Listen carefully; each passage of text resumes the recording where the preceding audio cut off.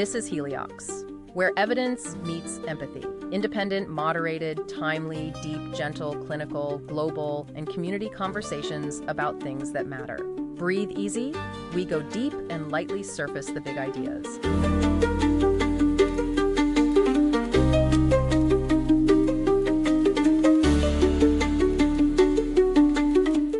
Welcome to our deep dive into family work in Canada. We're going to be looking at the Families Count 2024 report. Yeah. And it's packed with fascinating insights into how families are managing, like all of the changes that are happening in the world of work and caregiving and everything. It's amazing how much has changed even in just the past few decades. I know. And this report, it shines a light on the fact that it's not just about who's, bringing in the money anymore. Right. It's about, who's taking care of the kids and who's doing the housework and who's looking after aging parents. Exactly. All the things that keep a family running. Yeah. And I think one of the biggest things that the report highlights is just the rise of women in the workforce. If you think back to the 1970s, it was less than half of women who were even participating in the paid labor market. It was a different world back then. Yeah. But if you fast forward to 2023, over 61% of women are now working. Wow. So there are all these factors driving this change, right? Like evolving social norms, better parental benefits. Right. And just, more women are pursuing careers alongside their family life. It's pretty incredible to see how far things have come. Yeah. And something that really jumped out at me when I was reading the report was that it, says that women are now the primary breadwinners in a growing number of Canadian couples. I know. So in 2022, women earn the majority of family income in over 32% of different gender couples. That's huge. Which is a pretty significant jump from 25.9% back in 2000. Yeah, what's causing that? I wonder, is it are women getting more education now? Or are we seeing women taking on more leadership positions in certain sectors? Yeah, these are great questions. It makes you think we should look into that more. For sure. Yeah. And it's not just, couples without kids who are seeing this shift. Right.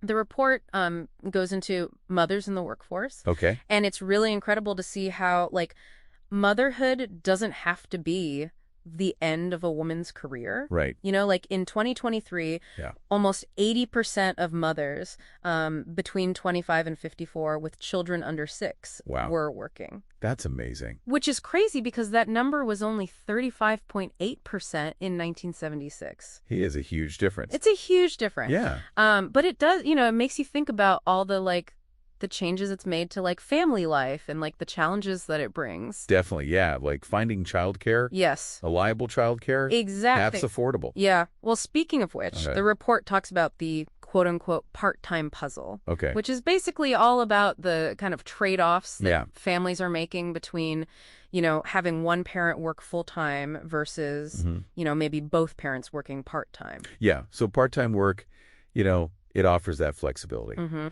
which can be great if you're juggling childcare or other family responsibilities. Yeah. But often it means lower pay, fewer benefits. Yeah. And maybe not as much opportunity to, grow your career. Yeah. In 2023, about 18% of Canadian employees were working part-time. Okay. But the thing is that women are much more likely to be working part-time than men. Interesting. Especially between the ages of 25 and 44. I see. And the report kind of points to a key reason for this. Okay, what's that? Which is that women are 4 times more likely than men. Wow. To say that they're working part-time because they're taking care of their kids. Or they have other personal or family responsibilities. Yeah. So it just kind of shows you that there's still a lot of challenges when it comes to balancing work and family life. It's a lot to manage. Yeah. Especially for women. So I think it's pretty clear that women are carrying a pretty big load when it comes to both paid and unpaid work. Yeah, definitely. So I kind of want to shift our focus now to talk about the unsung heroes of family life. Oh, yeah. The caregivers. They don't get enough credit. No, they don't. It's so important to acknowledge how vital their role is. Right. Especially with, Canada's aging population. Yeah. Did you know that in 2022, 1 in 7 Canadians was providing unpaid care? Wow. That's a lot of people. I know, to adults or youth. It is. And then there's this whole other group Okay. called sandwich caregivers. Sandwich caregivers. Have you heard of that? I have heard of that. Yeah, so these are people who are caring for both children and adults. Yeah. So they're literally sandwiched between generations. Right. And they have all these responsibilities on, like, multiple fronts. That sounds really challenging. It is. I wonder if the report has anything to say about how they're managing that. Well, a 2018 General Social Survey actually found a link Mm-hmm. between long caregiving hours Okay. and having less time for family and for personal well-being. That makes sense. Not surprising, right? Caregiving can be so demanding, Yeah. both physically and emotionally. Sure. And again, we see a gender disparity here. Right. Women are more likely to be caregivers and sandwich caregivers than men. I wonder if there's, enough support systems out there for caregivers. That's a good question. Does the report talk about that at all? It does mention that the legal system is starting to recognize the rights of family caregivers. Okay. And there are some new benefits to support them. That's good. But there's still a long way to go. Right. A Canadian social survey found that 2/3 of sandwich caregivers said that their caregiving responsibilities were impacting their work life. Yeah, that's a lot. Like, can you imagine, trying to hold down a job? Yeah. And also care for multiple family members with different needs? It's a lot. It's a lot to juggle. It really is. And we haven't even talked about childcare yet. Oh, yeah. Which could be such a huge hurdle for working families. I know. Trying to find, quality childcare that's affordable. Affordable and accessible. Yeah. It's tough. It's tough. In 2023, over half of children under 6 in Canada relied on some form of non-parental care. Wow. And the Canada-wide Early Learning and Childcare Plan. Right. That has helped reduce costs. Yeah. Which is great. But access is still a huge problem. Yeah. There's a shortage of licensed spaces, and there are all these concerns about the quality of care. Especially at for-profit centers. Yeah, exactly. And it's so different across the country, too. Yeah. The report shows that Quebec has the highest proportion of kids in non-parental care. Interesting. While Nunavut and Ontario have the lowest. Wow. And don't even get me started on the cost of infant care in cities like Toronto. Oh, tell me about it. It's a fortune. Yeah, for a lot of families, it's a really significant expense. It is. And I think it all ties back to this bigger discussion Yeah. of how we support working families in Canada. Mm-hmm. What kind of policies and programs do we have in place? Are they good enough? What changes do we need? Those are all great questions. These are things we should be thinking about. Yeah, and I'm excited to, keep looking at this report and see what else we can uncover. Me too. But I think for now, let's just pause and kind of reflect on everything we've learned so far. Okay. It's definitely clear that the landscape of family work in Canada is changing a lot. Definitely. And it's pretty complex. It is. But be sure to stay tuned because in part 2, we're going to dig into even more trends and challenges. Looking forward to it. Thank you to our community, which now spans 59 countries within 394 cities in 15 languages, with auto-translated captions on YouTube and our English closed captions on all providers. Such a wide range of ages, mostly 18 and older. Thank you to those who have subscribed or followed on your podcast provider in Substack. You are widely outnumbered by those that have not yet subscribed. It makes a difference to independent producers like Heliox. Please consider following, subscribing, and liking. Start a discussion on the episode content. Listen to the end for the Substack address. Back to Heliox, where evidence meets empathy. Welcome back to our deep dive into family work in Canada. We've been talking about some pretty big shifts in how families are balancing work and caregiving responsibilities. And I'm curious, what do you think about how this is changing family dynamics overall? It's really interesting, right? One of the big takeaways from this report is that it's not just a women's issue or a parent's issue. Right. These changes affect everybody. And I'm thinking about, we've talked a lot about the challenges that women face. Yeah. What about the impact on men? That's a good question. What does the report say about how men are experiencing these changes? It doesn't go into a ton of detail about, men's specific experiences. Okay. But it does highlight, how evolving gender roles and different ways of working are kind of influencing families overall. Yeah, we talked about the fact that more men are taking parental leave now. Right. And participating in household tasks. Yeah. But the report also points out that, it's still not equal.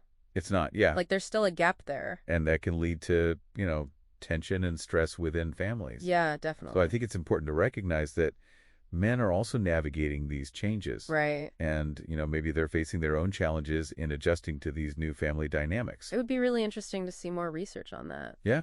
Like, how are men adapting to these shifts and what kind of support do they need? Maybe future reports will dig into that a little more. Yeah, that would be fascinating. So I kind of want to zoom out a bit now. Okay. And think about, like, the bigger picture. Okay. Like, what are some of the societal implications of all these trends that we've been talking about? That's a great question. Like, what comes to mind for you? Well, I mean, one thing that's really obvious is the potential impact on gender equality. Yeah. On one hand, the report acknowledges that we have made some progress. Like, women are participating more in the workforce. Right. And they're becoming breadwinners in more families. But on the other hand... But then there are still those gaps. Yes. In things like wages and unpaid work and caregiving responsibilities. Yeah. And those have real consequences for women, right? They can affect their economic security, their career opportunities. Yeah. And even just their overall well-being. And I think about the financial implications for families overall, too. Yeah, it's expensive to raise a family. It's so expensive. Especially with the cost of living going up all the time. I know. It seems like dual-income households are just the norm for so many people now. They are. But then, the lack of affordable childcare is a huge barrier. It is a huge barrier. For a lot of families, especially those with young kids. Yeah, so the report is really underlining the need for high-quality, affordable childcare as a key support for working families. And it's not just childcare, right? No, it's not. Like, as our population ages, the need for elder care is going to keep growing. And we've already seen that a lot of families are relying on unpaid caregivers. Yeah. Which can be, really tough on those individuals and their families. So it's like the report is raising all these questions about, like, do we have the right supports in place for caregivers? Yeah, and do we need better solutions? What about some of the other societal implications? Like, what about the impact on the labor market itself? Yeah, the report touches on that, too. It talks about the rise of working from home and the growing trend of non-standard work schedules. Right. And that's, like, changing how we work in so many ways. It is. It's creating new opportunities, but also new challenges. For employers and employees. Exactly. So it would be really interesting to see how all of that keeps evolving and what kind of policies and practices we need to support this changing workforce. I also just want to say, like, I'm really impressed with how resilient families are. Me too. They're amazing. Like, they're constantly navigating change. They are. And finding new ways to make things work. With often, like, very little support. I know. It's amazing. So, I think this report gives us a really valuable look at the different experiences of families in Canada. Yeah. The challenges they're facing, and the possibilities for the future. And it's like a good reminder that there's no one-size-fits-all solution when it comes to family work. Definitely not. So before we move on to part 3, okay, I'd love to know, like, what's resonated with you the most from this conversation? Oh, good question. Like, what surprised you or made you feel differently about family work in Canada? Honestly, it's just the sheer scope of it. Yeah. Like, family work is so much more than just a 9-to-5 job. Exactly. It's all of the unpaid labor that goes into taking care of your family. Keeping the household running. Yeah. Yeah, and I think the report does a good job of shining a light on that. It does. That invisible work that often gets overlooked. And undervalued. Exactly. So we need to, like, broaden our understanding of what work really means. Yes. And recognize the value of all those contributions. Totally, whether they're paid or unpaid. Well said. So let's take a moment to think about all of that. Yeah. Before we move on to the last part of our deep dive. Sounds good. Where we'll explore some potential solutions and ways to move forward. Find and follow us on YouTube, Facebook, Blue Sky, Substack, and your favorite podcast provider, including Apple Podcasts and Spotify. Join like-minded, curious folks broadly interested in exploring emerging pivotal science from a human perspective. Start or join a discussion about the episode's topic. Invite your friends to join the conversation, particularly if they are authors of similar papers or connect from another perspective. Back to Heliox, where evidence meets empathy. All right, so welcome back to the final part of our deep dive into family work in Canada. Okay. We've spent a lot of time talking about all the trends and challenges, from the rise of women in the workforce to the need for more caregivers, the struggles to find affordable childcare, you name it. Yeah, it's a lot. So it really makes you wonder, how can we use policies and programs to actually, support families better? Yeah, this report kind of hints at a few areas where the government could step in and, Right. Maybe make a real difference. Throughout this whole conversation, I've been thinking about that too. Yeah. What kind of policies can actually tackle these inequalities we've been discussing? It's a big question. Where do we even start? Right. Well, we could start with parental leave and benefits. Okay. Remember we talked about how Quebec's system has those take it or leave it paternity benefits? Yeah. And how that's led to way more fathers taking leave. Exactly. And their eligibility requirements are lower too. Right. So, if we had a system that really encourages fathers to take leave, wouldn't that be a big step towards a more equal division of caregiving? Yeah. Could that work on a federal level though? It's a good question. What would the benefits and challenges be? Well, people who support a more generous parental leave system say there would be a lot of benefits. Like what? Well, it could promote gender equality, right? Okay. It could help parents balance work and family better. And some people even say it could improve child development. So it's like a win-win for everyone. Potentially. But I bet there are some hurdles too. Oh, yeah, for sure. Like what? I mean, cost is a big one. Right. Both for the government and for employers. And then there's the challenge of designing a system that works for all kinds of families. Yeah. Not just the, quote, traditional ones. Right. What about self-employed people? Exactly. Or people in those, non-standard work arrangements we talked about? Right. So it wouldn't be easy. Yeah. But it's definitely something worth thinking about. Definitely. Okay, so moving on. Okay. What about childcare? Oh, yeah, that's a big one. Remember we talked about how the National Childcare Plan has helped bring costs down? But there are still not enough spaces. And there are still those concerns about quality. Especially in for-profit centers, yeah. So what can we do about that?